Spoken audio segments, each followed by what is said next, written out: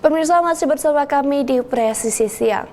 Setelah menghantam wilayah Karibia dan menyebabkan sedikitnya 11 orang tewas, topan Beryl menghantam Texas menyebabkan sedikitnya 8 kematian di Amerika Serikat.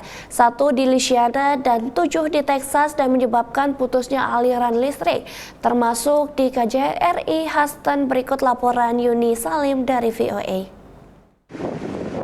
Setelah memporak-porandakan wilayah Karibia, topan Beryl akhirnya menerjang Texas di bagian selatan Amerika Serikat. Angin kencang dan hujan deras di bawahnya terasa hingga ke Sugar Land, sebuah kota sekitar 30 km dari Houston, Texas, tempat tinggal Nitya Anindita, seorang warga diaspora Indonesia. Aku udah di rumah, kita dari malam udah worried, tapi terus kayak sekitar dari jam 6 pagi itu kedengeran kenceng banget, kayak ada suara kereta datang gitu, ngong gitu. Di perairan Karibia, Beryl sempat menguat menjadi angin topan kategori 5. Alias berkecepatan angin di atas 250 km per jam.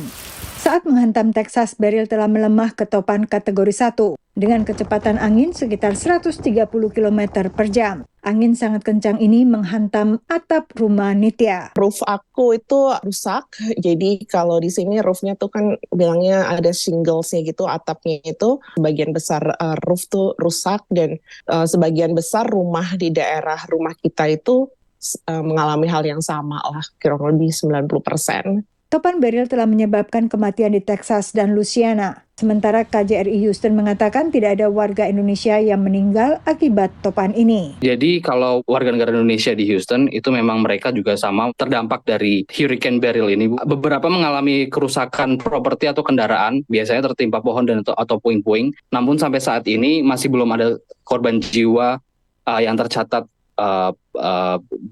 terkait WNI, Bu. Jadi alhamdulillah semuanya aman. Topan Beryl juga merobohkan jalur transmisi listrik dan menyebabkan pemadaman listrik bagi sekitar 2,5 juta warga Texas dari Houston hingga Galveston. Bagi warga Texas dan sejumlah wilayah lainnya di selatan Amerika Serikat, angin topan bukan hal baru dan telah diantisipasi setiap tahunnya. Tapi musim badai Atlantik biasanya berlangsung Juni hingga November dengan topan kuat hingga kategori 5 baru terjadi pada Agustus atau September. Nitya misalnya dulu pernah mengalami topan Harvey pada Agustus 2017. Jadi waktu kemarin dibilang hurricane level 1, kita nggak terlalu worry. Aku sama suami juga, we went through Harvey level 4 at that time. And we survive gitu kan. Pada saat itu banjir juga, tapi we kind of know what to do gitu.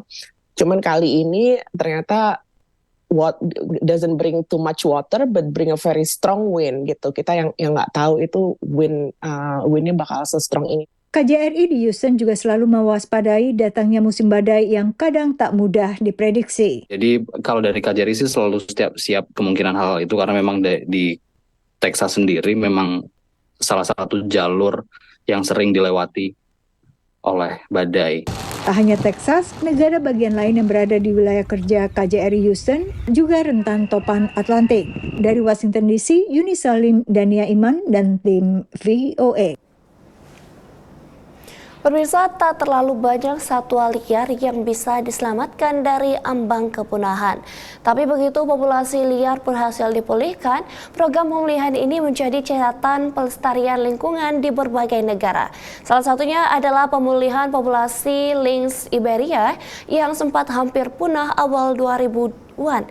Kita simak liputan Nova Purwadi dari VOA.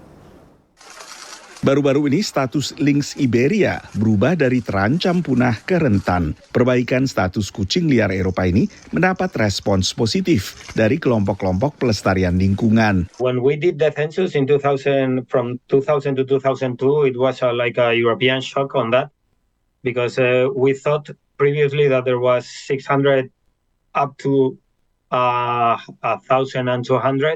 Pada kenyataannya, awal tahun 2000-an hanya ada sekitar 62 lynx Iberia di habitat aslinya di Spanyol dan Portugal, sehingga masuk daftar merah satwa yang terancam secara kritis. Pelestari lingkungan pun menggulirkan berbagai program pengembangbiakan dan reintroduksi ke alam liar.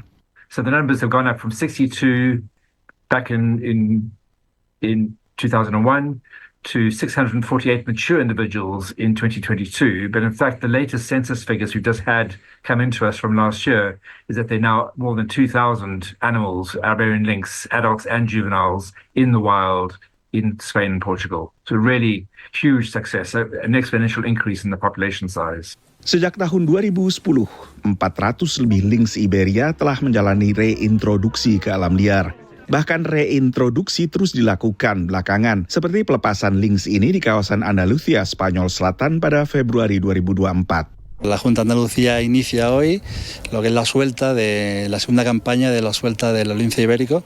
Exactamente hoy han sido cinco linces, 4 machos y una hembra.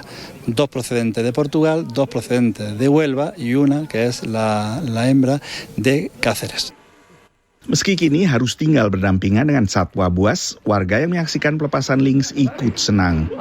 Camino que hay si queremos realmente que no se pierda esta especie de animal y que encima se propague, porque hay muchos sitios que potencialmente puede tener linces, ¿no? Y la única solución para que haya es insistir en tenerlo y soltar y solucionar los problemas que se van encontrando.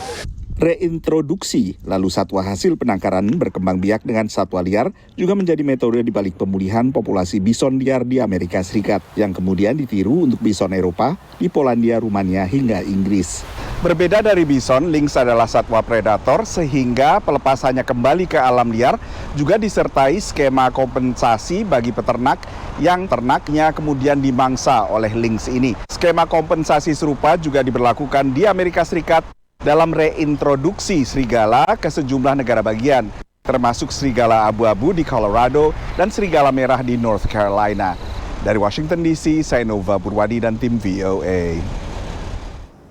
Pemirsa, Aibtu Ruslan yang mendedikasikan hidupnya untuk selalu membantu warganya yang kesulitan, termasuk membantu perbuat rumah layak huni.